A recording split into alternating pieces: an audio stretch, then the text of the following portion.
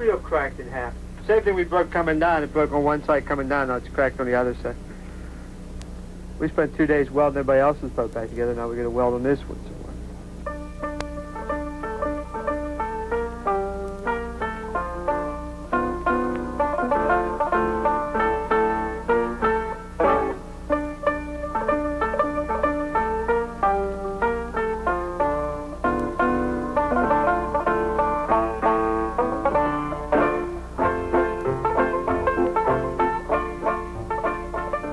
The third annual celebration of the Ohio River Sternwheel Festival brought together 11 sternwheel boats and their owners. The sternwheel boat is something from the past, some part of America's rich river heritage, transportation from another era.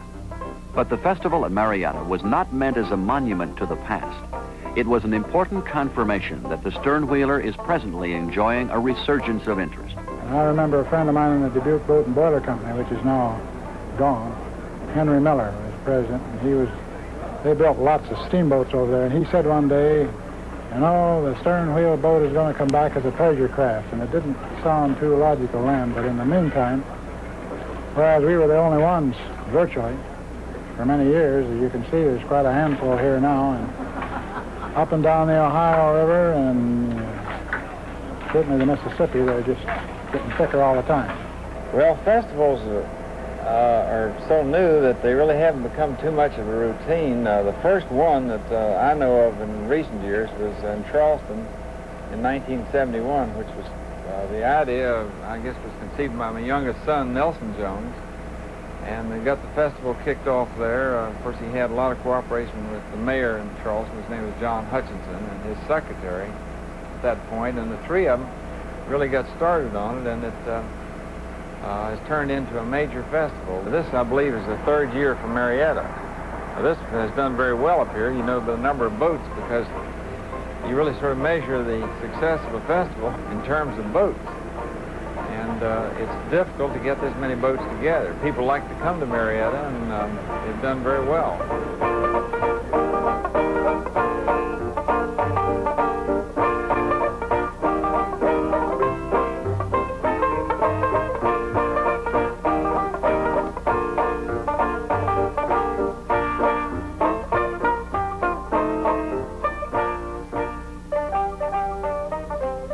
Sternwheel festivals are now annual events in many riverfront towns. It's the love of river life and an appreciation of the functional beauty of the boats that continually attracts new followers.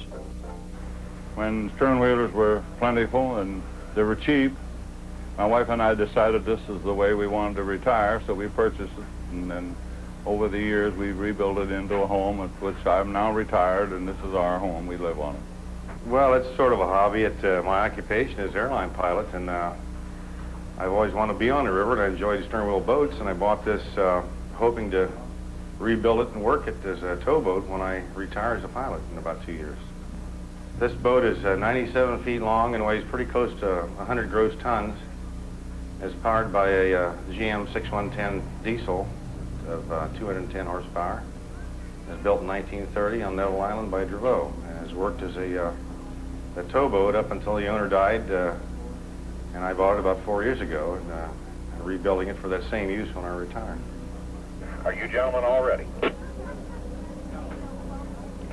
I'm on the middle of the river, Bob. This is Clary.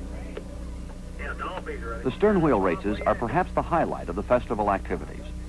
Although some steamboat races became famous and today are still documented in books and drawings, in the past, races were often daily occurrences and usually resulted when two captains tried to beat one another to their next landing.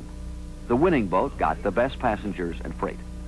In those days, the captain's pride as well as profits were at stake in the races.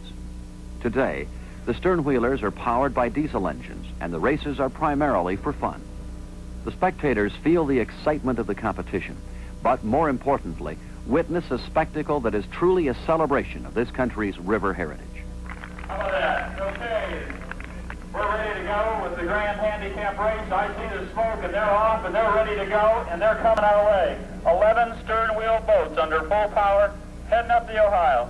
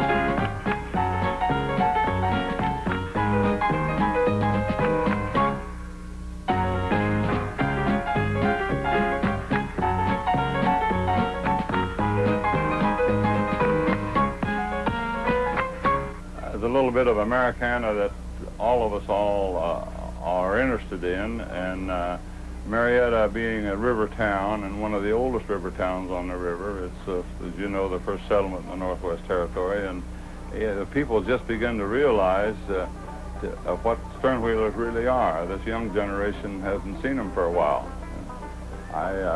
Claire and I realized that when we started the Sternwheel Association, that the guy on the street was really interested in sternwheelers.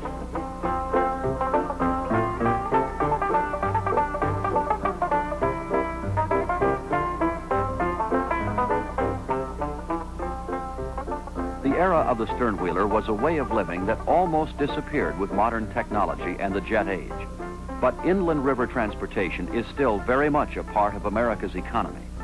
Events like the Ohio River Sternwheel Festival do much, not only to increase public awareness of the importance of river transportation, but also to provide a basic understanding of the significance that the sternwheel boat had in the successful economic development of this nation.